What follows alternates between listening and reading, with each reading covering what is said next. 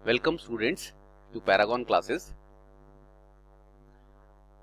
आज का हम अपना लेक्चर वहीं से शुरू कर रहे हैं जहां आपको एक चीज बताने के लिए मैंने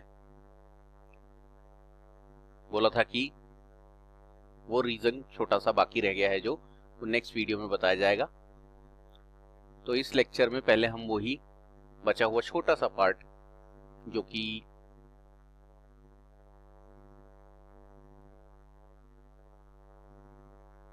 ये कोलिनियर वेक्टर्स जो आप देख रहे हैं, इसका छोटा सा पार्ट एक एक्सप्लेन करने के लिए रह गया था, वो अब आपको एक्सप्लेन करवा। जैसा कि मैंने बताया, कोलिनियर का मतलब आप छोटी क्लास से जानते हो, एक लाइन में आने वाले पॉइंट्स को कोलिनियर पॉइंट्स कहते थे। यहाँ वेक्टर की बात हो रही है तो केस 1 तो कोलिनियर माना ही जाएगा क्योंकि एक लाइन में है दोनों वेक्टर।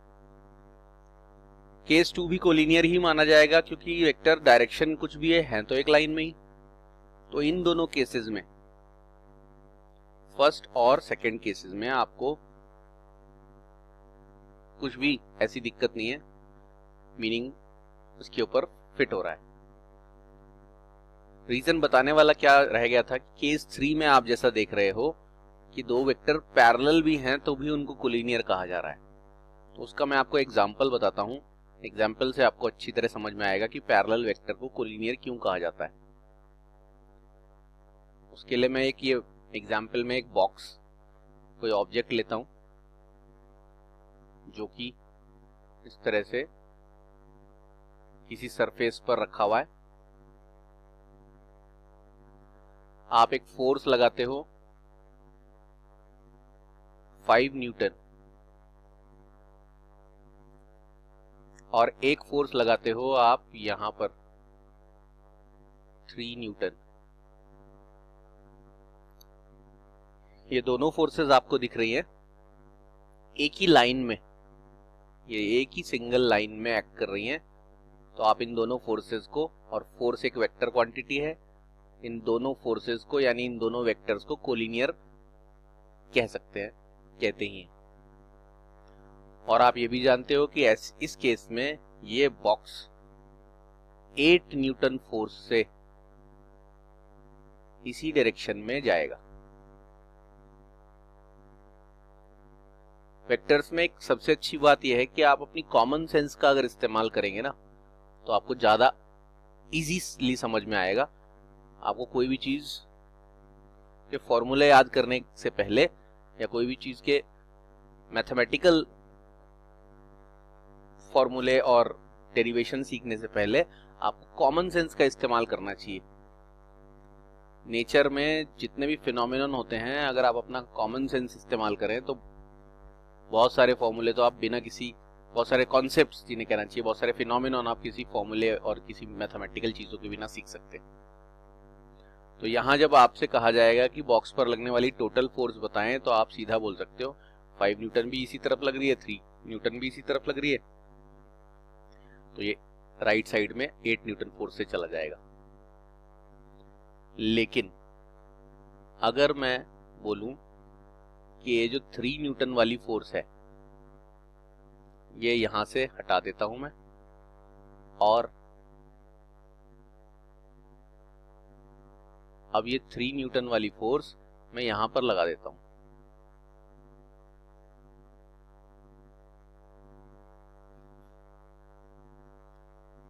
कुछ नहीं किया है, सिर्फ उसकी पोजीशन चेंज कर दी है। पहले वो फोर्स यहां थी एक ही लाइन में, अब उस फोर्स को मैंने 3 न्यूटन को यहां से हटाकर इस 5 न्यूटन के पैरेलल यहां लगा दिया। तब भी आप वही जो मैं बोल रहा हूं, कॉमन सेंस, सामान्य बुद्धि का इस्तेमाल करोगे तो आपको पता है 5 न्यूटन से अगर इस डायरेक्शन में पुश किया जा रहा है और 3 न्यूटन से और इसी डायरेक्शन में पुश कर दिया तो अब भी ये ऑब्जेक्ट 8 न्यूटन फोर्स से ही मूव करेगा और इसी राइट डायरेक्शन में। तो चूंकि सेम लाइन में लगने पर और पैरेलल लगने पर फोर्सेस का जो रिजल्ट होता है, ये फोर्स का एग्जांपल लेके मैंने बताया, ये सभी वेक्टर्स पर एप्लीकेबल है। ये वेक्टर्स का रिजल्ट जो है वो सेम लाइन पर लगने वाले वेक्टर्स का भी और पैरेलल लगने वाले वेक्टर्स का भी सेम आता है, इसलिए पैरेलल को भी कोलिनियर कंसीडर कर सकते हैं। तो पैरेलल वेक्टर्स को कोलिनियर इसीलिए कंसीडर किया कि कोलिनियर का इफेक्ट पैरेलल के इफेक्ट के जैसा ही है। और यही बात आपकी दूसरे एग्जाम्पल या दूसरे केस में हो सकती है कि अगर आप 5 न्यूटन फोर्स ऐसे लगाते हो और 3 न्यूटन फोर्स ऐसे लगाते हो, तो अब भी ये दोनों वेक्टर कोलिनियर हैं लेकिन ऑपोजिट डायरेक्शन में। तो वही कॉमन सेंस के हिसाब से आपका ये बॉक्स अब इस डायरेक्शन में चलेगा। और जानते हैं 5 न्यूटन फोर्स अगर इधर लग रही है, 3 न्यूटन उसके ऑपोजिट डायरेक्शन में लग रही है, अब ये बॉक्स 8 नहीं, कितनी न्यूटन फोर्स से जाएगा? 2 न्यूटन फोर्स से, जो कि इन दोनों फोर्सेस का क्या है? रिजल्ट।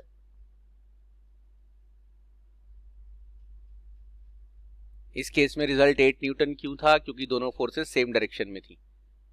और इस केस में 2 न्यूटन इसलिए है क्योंकि दोनों फोर्सेस वही सेम दोनों फोर्सेस हैं, उनका डायरेक्शन ऑपोजिट हो गया है।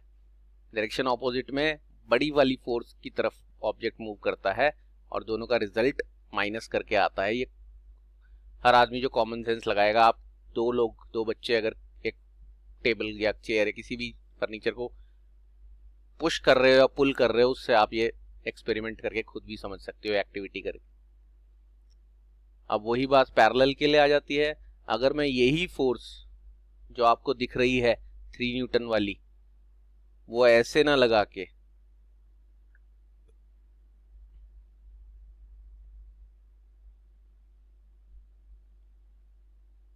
बॉक्स वापस बना के ऐसे लगा दूं,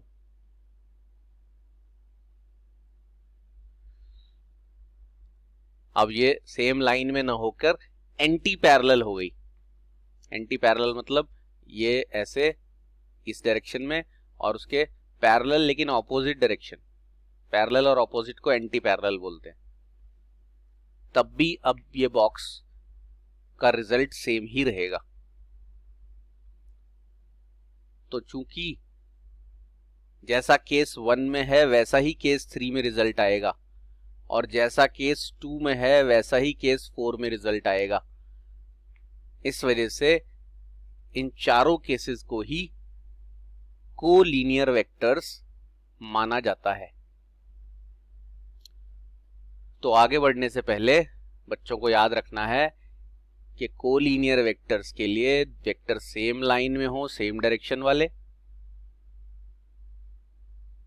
ये जो पहला केस है सेम लाइन सेम डायरेक्शन, ये दूसरा केस है सेम लाइन ऑपोजिट डायरेक्शन, ये तीसरा केस क्या है?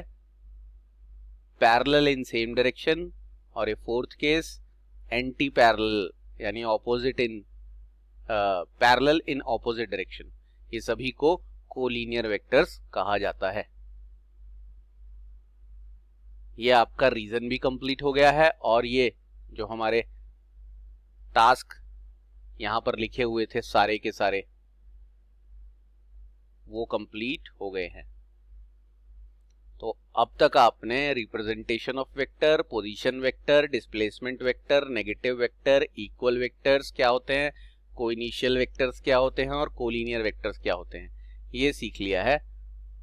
अब हम वेक्टर की अगली कॉन्सेप्ट, अगली प्रॉपर्टीज और अगले उसके बिहेवियर के ऊपर चलेंगे। तो बच्चों अब हम बढ़ते हैं अपने नेक्स्ट टॉपिक की तरफ। वेक्टर्स के बारे में पिछली सारी जानकारियों के बाद अब वेक्टर्स को यूज कहां कहां करते हैं, उनके एप्लीकेशंस वगैरह, उनको कैसे मैथमेटिकल ऑपरेशंस कैसे होते हैं उनके, वो सब हम सीखेंगे। तो अब आप अपने स्क्रीन पर देख रहे हैं पैरागॉन क्लासेस, चैप्टर आपका चल रहा है वेक्टर्स, और आज अगला हेडिंग है, अगला टॉपिक है multiplication of a vector by N integer.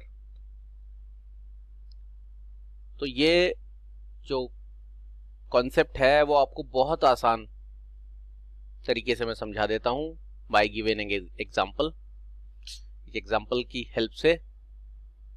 क्योंकि जब अगर आप एग्जांपल से पहले जो बुक में इसका डेफिनेशन वगैरह लिखा है वो पढ़ने लग जाओगे तो कंफ्यूजिंग हो जाता है और डबल एफर्ट लगाकर भी बच्चे प्रॉपरली नहीं समझ पाते। तो इसका मतलब क्या है वो मैं आपको सिखा देता हूं एग्जाम्पल की हेल्प से, फिर आपको डेफिनेशन सुनाऊंगा तो आपको पहले से ही उसका मतलब पता होगा। हमारे पास एक वेक्टर है, तो मैं रियल टाइम एग्जाम्पल मान लेता हूं कि हमारे पास एक फोर्स है।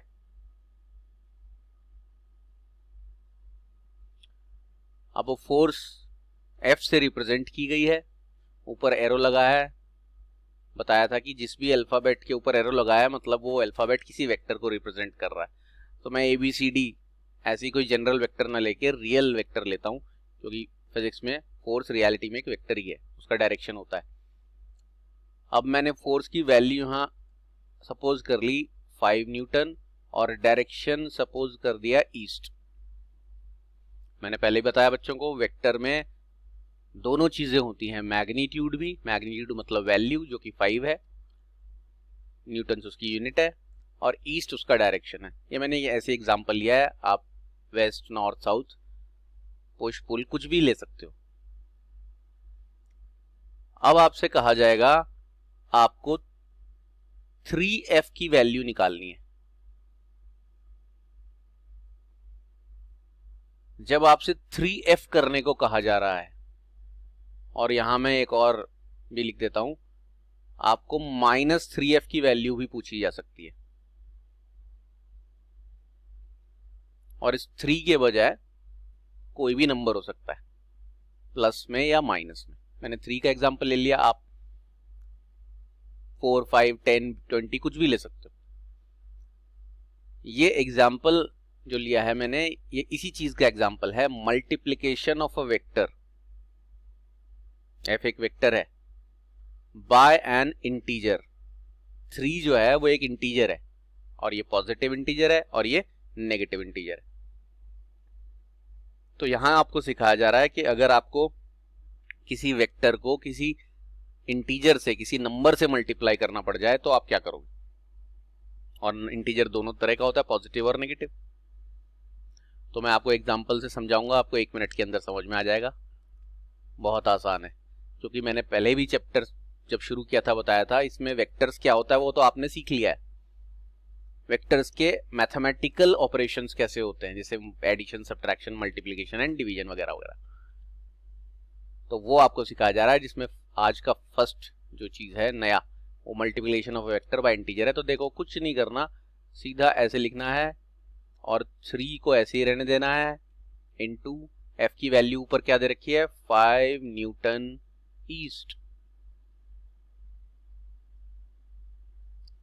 कुछ नहीं किया, 3F निकालना है, 2F निकालना होता, 10F निकालना होता, जो भी नंबर है वो वैसे का वैसे ही, जो वेक्टर आपको दिया है उसकी value as it is put करनी है, दोनों नंबर का मैथमेटिक्स की तरह मल्टीप्लाई करना है। 5 3 15 सबको पता होता है, न्यूटन वैसे रहेगा, ईस्ट भी ऐसे रहेगा। यानी जो आपके पास ये नया वेक्टर आया है, इन दोनों का रिजल्टेंट, ये रिजल्टेंट का मतलब क्या रहना चाहिए, आंसर, इन दोनों का आंसर वो आया है 15 न्यूटन ईस्ट। अब ये तो बहुत आसान है, इसी के साथ साथ हम ये भी फाइंड आउट कर दें। अगर आपको बोला जाए कि भाई -3F भी बताओ, तो फिर से कुछ नहीं करना, -3 लगा देना है, इनटू F की वैल्यू तो अभी भी आपके पास 5 न्यूटन ईस्ट है, तो आपने यहाँ 5 न्यूटन ईस्ट कर देना है। और जब आप मल्टीप्लाई करते हो तो आपके पास -3 इंटू 5 -15 आ जाएगा, न्यूटन ऐसे ही रहेगा, ईस्ट ऐसे ही रहेगा। लेकिन आप इस -15 न्यूटन ईस्ट को 15 न्यूटन वेस्ट लिख सकते हो। और -15 N ईस्ट को 15 N वेस्ट क्यों लिखा है, उसके लिए आपको पिछले लेक्चर में जाकर ये टॉपिक देखना होगा, अगर नहीं आया है कि कैसे पता चला। वैसे तो पता चल जाना चाहिए, क्योंकि जिन बच्चों ने पिछला लेक्चर ढंग से देखा है उनको ये प्रॉपर्टी या ये हेडिंग पिछले टॉपिक में कराई गई है नेगेटिव वेक्टर नाम से। तो -15 N ईस्ट के बजाय 15 N वेस्ट हो गया है। तो रूल क्या कहता है कि जब आप किसी वेक्टर को मल्टीप्लाई करते हो किसी इंटीजर से,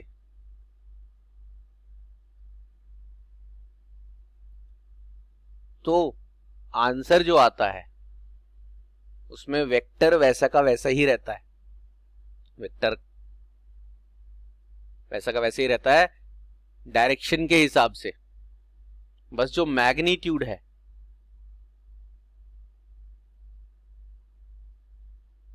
उसमें वो नंबर n मान लें मल्टीप्लाई हो जाता है। और अगर वो नंबर माइनस में है तो वो मैग्नीट्यूड यानी वेक्टर की वैल्यू के साथ मल्टीप्लाई होगा, लेकिन तब वेक्टर का जो ये है डायरेक्शन,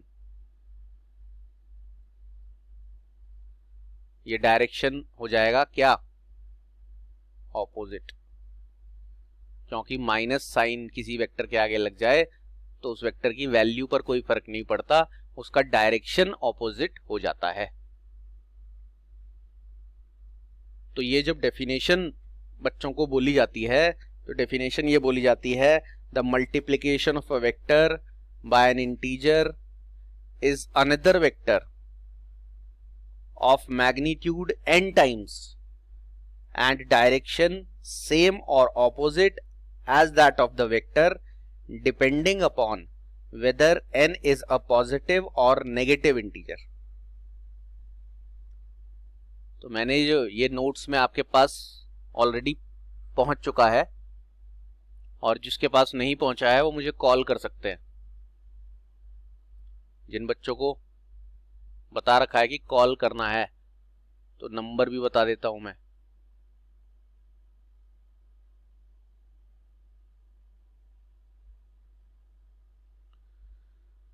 जिनके पास नोट्स नहीं है वो इस नंबर पर कॉल करें, उनको नोट्स भी हैंड रिटन नोट्स मिल जाएंगे। तो उसमें सारी जो लैंग्वेज बोली जाती है वो सब कुछ हैंड रिटन है, वो उनको भेज दिया जाएगा। समझने का काम आप इन वीडियोस से कर सकते हैं, और नोट्स आपके पास ऑलरेडी हैंड रिटन या फोटोकॉपीड होंगे। तो डेफिनेशन में क्या कहा गया कि वेक्टर को अगर किसी इंटीजर से मल्टीप्लाई किया जाता है तो उस वेक्टर के मैग्नीट्यूड में उस इंटीजर की मल्टीप्लाई हो जाती है। देख रहे हैं, ये वेक्टर का मैग्नीट्यूड है ये, और इंटीजर 3 था उसकी मल्टीप्लाई हो गई, मैग्नीट्यूड वैसे ही मल्टीप्लाई होके जो आंसर आता है मल्टीप्लिकेशन से वैसा आ गया। और डायरेक्शन सेम रहेगा अगर वेक्टर के साथ जो नंबर मल्टीप्लाई किया गया है वो पॉजिटिव है। ये 3 के आगे कुछ नहीं लिखा तो प्लस है, लेकिन अगर जो नंबर मल्टीप्लाई आप कर रहे हो वेक्टर के साथ वो नेगेटिव है तो वेक्टर का डायरेक्शन ऑपोजिट हो जाएगा। बहुत आसान है, आप इसका कोई भी एग्जांपल ले लो, हर वेक्टर में यही होगा। सिंपल नंबर से वेक्टर को मल्टीप्लाई करने का मेथड आपने सीख लिया है। अब बढ़ते हैं हम अपने अगले टॉपिक की तरफ। तो बच्चों ये आपको सामने दिखाई दे रहा है हमारा next topic, addition of vectors, और करके लिखा है मैंने कॉम्पोजिशन ऑफ वेक्टर्स, और उसके नीचे एक और चीज लिखी है, to find the resultant of 2 vectors. ये मैंने 3 अलग अलग जो हेडिंग्स लिखी हैं, ये 3 अलग अलग हेडिंग्स का मीनिंग एक ही होता है और काफी बुक्स में सिर्फ एडिशन ऑफ वेक्टर्स करके ही, यानी सिर्फ इतना पोर्शन करके ही ये पूरा टॉपिक पढ़ा दिया जाता है। काफी बुक्स में साथ में ये भी लिखा होता है, लेकिन अगर लॉजिकली कॉन्सेप्चुअली देखें तो सबसे ज्यादा एप्रोप्रिएट जो इन दोनों के लिए हेडिंग बैठती है वो ये है। याद रख लें बच्चे, तो बहुत आसानी होगी और आपको कंफ्यूजन बिल्कुल नहीं होगा। पहले ही ये कंफ्यूजन दूर कर लें, वेक्टर्स को ऐड नहीं किया जाता। कहा भी जा रहा हो अगर क्वेश्चन में कि इन दो वेक्टर्स को आपने ऐड करना है, तो ऐड किया नहीं जा रहा है। Vectors are not added. उससे थोड़ी और आसान भाषा में आए तो कॉम्पोजिशन ऑफ वेक्टर्स किया जाता है, ऐसा बोलते हैं। कॉम्पोजिशन का मतलब दो चीजों को मिक्स टाइप कर देना, से मिक्स कर देना। जैसे बोलते हैं वाटर जो है वो कॉम्पोजिशन है हाइड्रोजन और ऑक्सीजन का, क्योंकि वो उसमें कंबाइंड फॉर्म में। तो ऐसा भी बोलते हैं कि ऐड करते हैं जब हम, तो हम दो वेक्टर्स का कॉम्पोजिशन करते हैं। लेकिन मेरे हिसाब से ये वर्ड भी उतना एप्रोप्रिएट नहीं है। जब हम दो नंबर्स को ऐड करते हैं, दो स्केलर क्वांटिटीज को ऐड करते हैं, तब हम ऐड कर रहे होते हैं।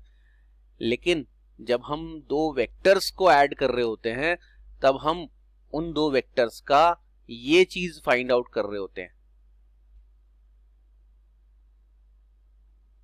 इस वर्ड को आप अपने माइंड में एकदम फिट कर लो कि आप वेक्टर्स को ऐड नहीं कर रहे हो, कहने के बावजूद भी you are not adding two vectors, you are finding the resultant of two vectors.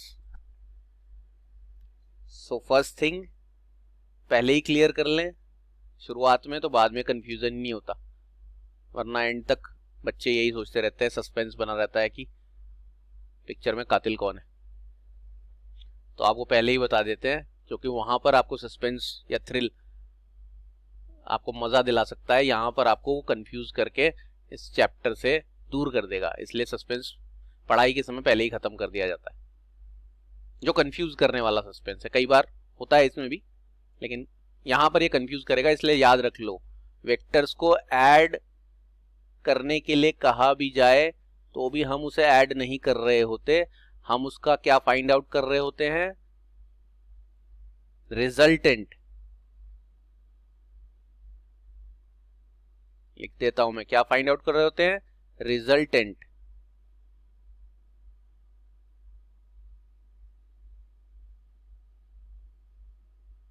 अब मैं आपको पहले सबसे सिंपल केसेस दिखाता हूं। फर्स्ट केस, और इस रिजल्टेंट का मीनिंग क्या है वो भी बता देता हूं। सिंपल उसी एग्जाम्पल पर आते हैं हम, अपने कॉमन सेंस वाले एग्जाम्पल पर। क्या था वो एग्जाम्पल? ये आपके पास एक बॉक्स था, आपने इस पर एक फोर्स लगाई, कितनी? 5 न्यूटन।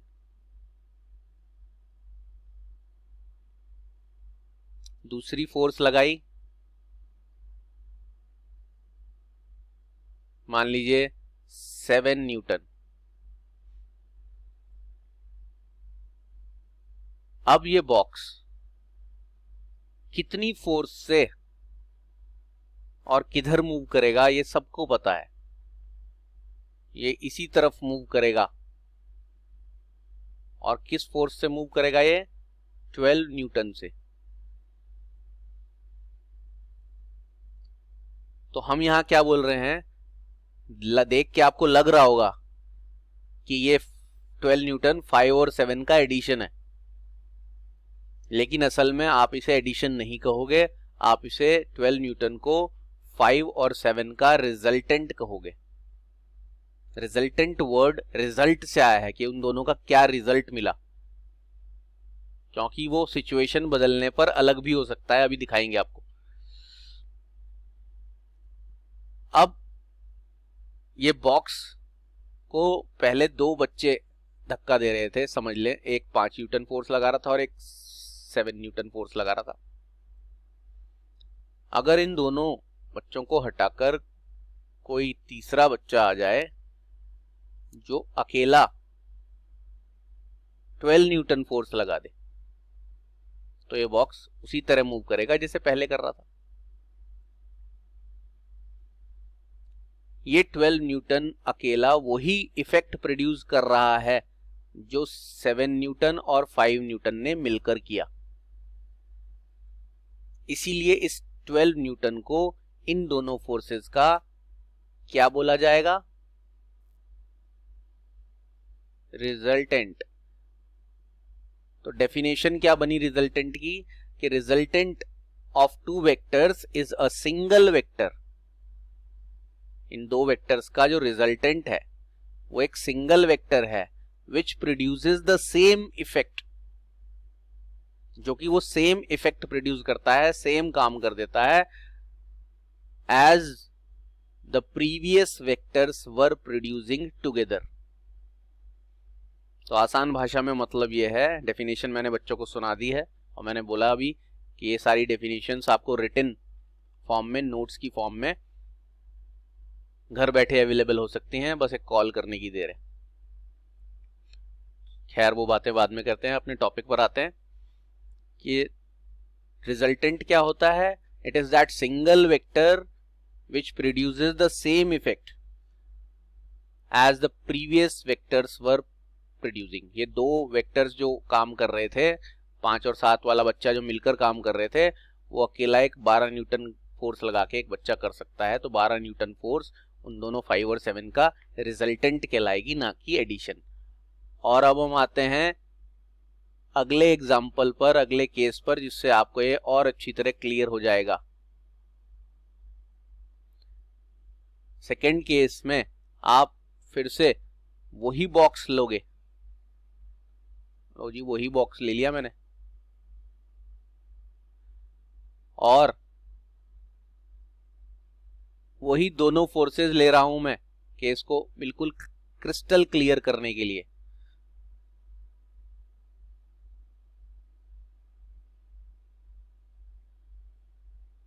थोड़ा बड़ा बना देते हैं जिससे कि 5 न्यूटन का साइज छोटा है, कम फोर्स है, बताया था मैग्नीट्यूड कम होता है तो एरो छोटा बनाते हैं। 7 न्यूटन का साइज बड़ा है। अब बच्चों को दिखाई दे रहा है ऊपर और नीचे वाले केस में क्या है, वही बॉडी है और वही दोनों फोर्सेस हैं, बट कॉमन सेंस के हिसाब से हर बच्चा बता सकता है कि ये बॉक्स अब की बार इस तरफ मूव करेगा। कितनी फोर्स से? 2 न्यूटन्स। या आप अपने घर पे करके भी देख सकते हो कि एक ही चीज पर इधर से एक फोर्स लगाई किसी ने, आपने इधर से फोर्स लगाई, जिस तरफ की फोर्स ज्यादा होगी वो ऑब्जेक्ट ज्यादा फोर्स वाली तरफ मूव करेगा।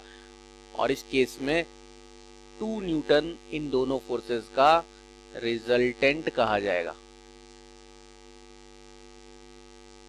क्वेश्चन में भले ही आपको कहा जाए कि ये वाला केस दिया, फर्स्ट केस, और बोलेगा इन दोनों फोर्सेस को ऐड करो, बट आपको उसे ऐड नहीं करना है, मैंने पहले ही क्रॉस लगा दिया है। आपने ऐड नहीं करना, आपने क्या फाइंड आउट करना है? रिजल्टेंट। और उसका मीनिंग भी बता दिया है कि रिजल्टेंट वो सिंगल वेक्टर होता है जो वही काम कर देता है जो दो वेक्टर्स मिलकर कर रहे थे। ये दो वेक्टर्स 5 न्यूटन और 7 न्यूटन इस केस में जो मिलकर काम करते हैं वो अकेला 2 न्यूटन का वेक्टर कर सकता है। इन दोनों बच्चों के बजाय कोई अकेला आए और 2 न्यूटन फोर्स लगाए तो ये बक्सा वैसे ही मूव करेगा जैसे इस केस में मूव कर रहा था। तो अब आप इन दोनों एग्जाम्पल्स से ये समझ गए हैं कि जब आपको दो वेक्टर्स को ऐड करने के लिए कहा जाता है तो सिचुएशन के हिसाब से आप डिसीजन लेते हो, या आप ना भी लो डिसीजन, ये बॉक्स में तो डिसीजन लेने का दिमाग नहीं है, लेकिन क्योंकि ये नेचुरल फिनोमिनन है कि जिधर की फोर्स ज्यादा होती है ऑब्जेक्ट उधर ही मूव करता है, और ऑब्जेक्ट बिना फोर्स के मूव ही नहीं करता, तो ये डिसीजन तो अपने आप हो जाता है। ये नेचुरल फिनोमिनन है, और फिजिक्स में हम पहले दिन ही ये पढ़ते हैं कि physics is a branch of science which deals with the study of nature and natural phenomena. तो अब आपने जो सीखा है यहां तक, वो क्या सीखा है? बुक के लैंग्वेज के हिसाब से आपने दो वेक्टर्स को ऐड करना सीख लिया, और वो भी कब? फर्स्ट केस में, जब they are in same direction, और दूसरे केस में आपने सीख लिया ऐड करना when they are in opposite direction। लेकिन असल में बुक के हिसाब से आपने सीखा how to add two vectors when they are in same direction, and again how to add two vectors when they are in opposite direction. ये book के हिसाब से आपने सीखा है, लेकिन रियलिटी में आपने सीखा है टू फाइंड क्या? Resultant of two vectors. आपने सीखा है दो वेक्टर्स का रिजल्टेंट फाइंड आउट करना, और रिजल्टेंट क्या बताया? वो अकेला वेक्टर आपने पता लगाना है जो उन दोनों का काम अकेला ही कर दे।